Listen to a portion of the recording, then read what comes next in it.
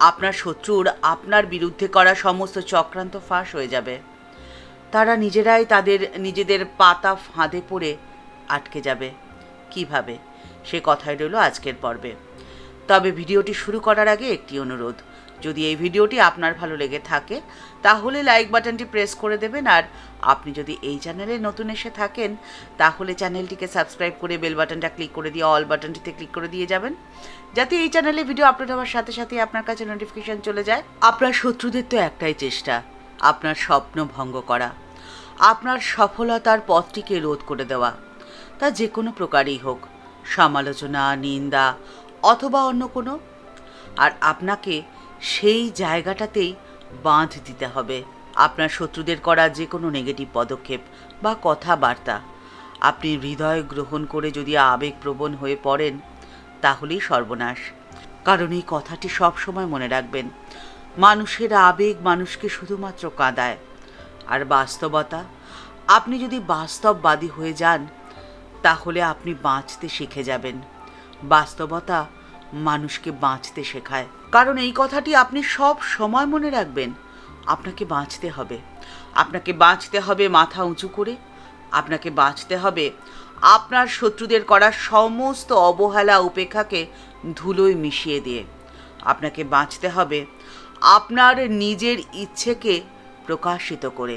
যতক্ষণ আপনি আপনার লক্ষ্যকে ছুঁতে না পারছেন আপনি থামবেন না, আপনাকে চলতে হবে। আপনার শত্রুদের আপনার প্রতি করা সমস্ত চক্রান্তকে বানচাল করে দিয়ে আপনাকে বাঁচতে হবে। আপনাকে হতে হবে স্রোতস্বিনী নদী। আপনার শত্রুদের আপনার প্রতি করা সমস্ত চক্রান্ত যেন এক একটি বিশাল পাথর, যে পাথরকে গুঁড়িয়ে আপনি এগিয়ে যাবেন। আপনি আপনার নিজের লক্ষ্যের দিকে ছুটে যাবেন।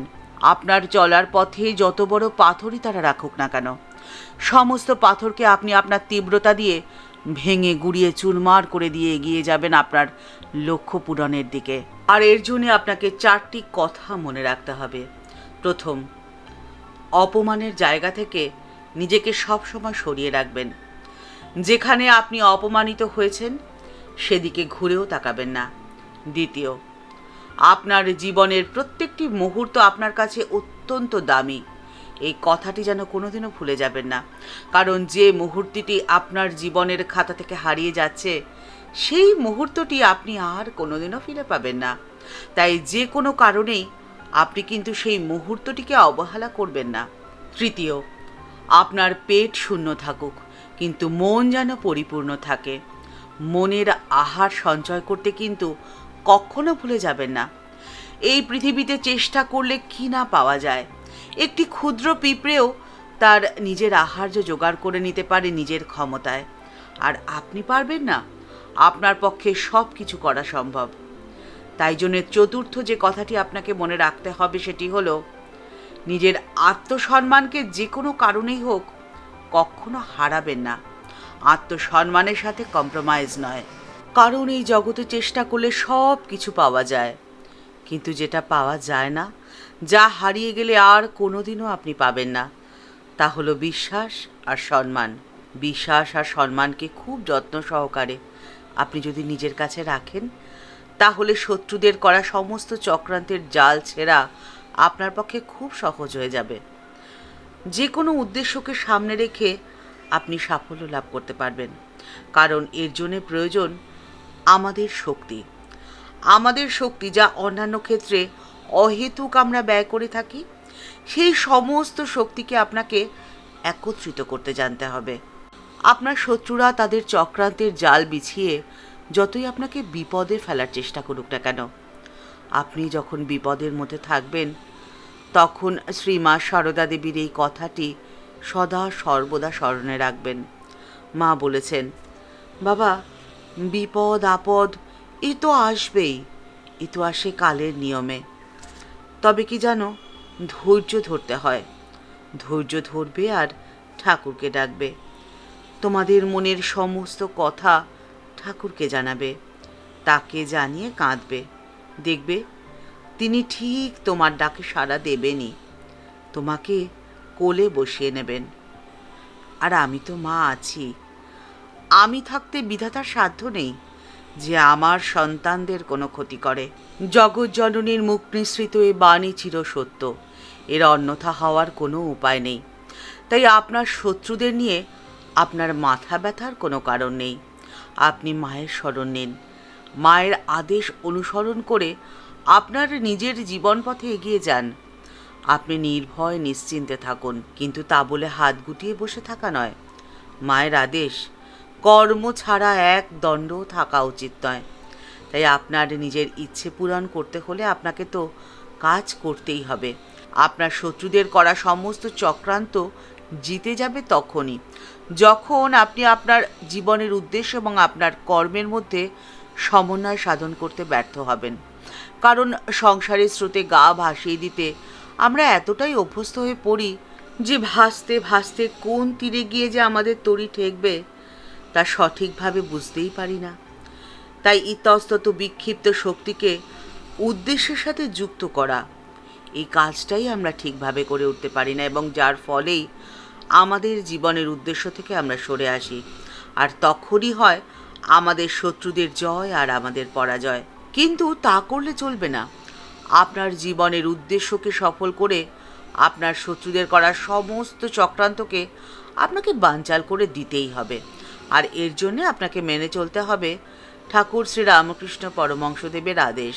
একদিন ঠাকুর দক্ষিণেশ্বরে কথা বলছেন মাস্টারমশাইয়ের সাথে। ঠাকুর বলছেন, সতের কি স্বভাব জানো?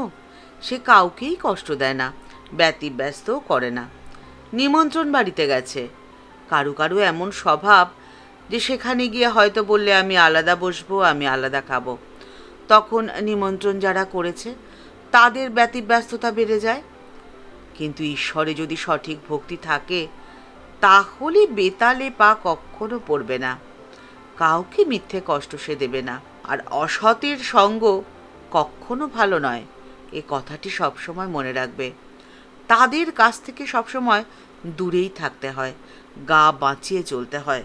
আর সেজন্যে আপনাকে মাপতে জানতে হবে অন্যের ইচ্ছেকে আপনি কতটা প্রাধান্য দেবেন আর কতটা দেবেন না, অন্যের কথাকে কতটা গুরুত্ব দেবেন আর কতটা দেবেন না, অন্যের কোন কথাটিকে আপনি গ্রহণ করবেন আর কোনটিকে বর্জন করবেন।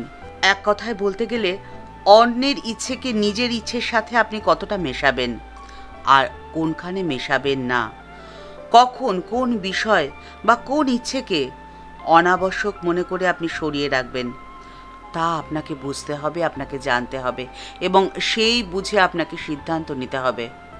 আপনাকে না করতে শিখতে হবে।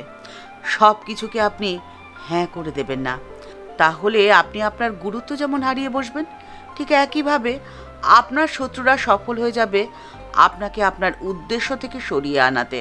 এবং তার ফলে আপনার শত্রু যারা আপনার ক্ষতি করার চেষ্টা করে গেছে ক্রমাগত, আপনার ক্ষতি করবে বলে ফাঁদ পেতেছিল, সেই ফাঁদে তারা নিজেরাই আটকে যাবে। কারণ অন্যের খারাপ চিন্তা করে আর যাই হোক না কেন নিজের উন্নতি করা সম্ভব নয়। আর অন্যের খারাপ চিন্তা করতে গিয়ে নিজেদের জীবনের মূল্যবান সময় তারা নষ্ট করে ফেলেছে, যে সময় তারা আর কোনোদিনও ফিরে পাবে না। আর খারাপ চিন্তা অর্থে নেগেটিভিটি, তাদের মধ্যে নেগেটিভ তরঙ্গ এতটাই প্রবাহিত হবে তারা অন্ধকার জগতের বাসিন্দা হয়ে যাবে, আলোর সন্ধান তারা আর পাবে না। আর আপনি আপনার সফলতা কোনো দিনও লাভ করতে পারবেন না।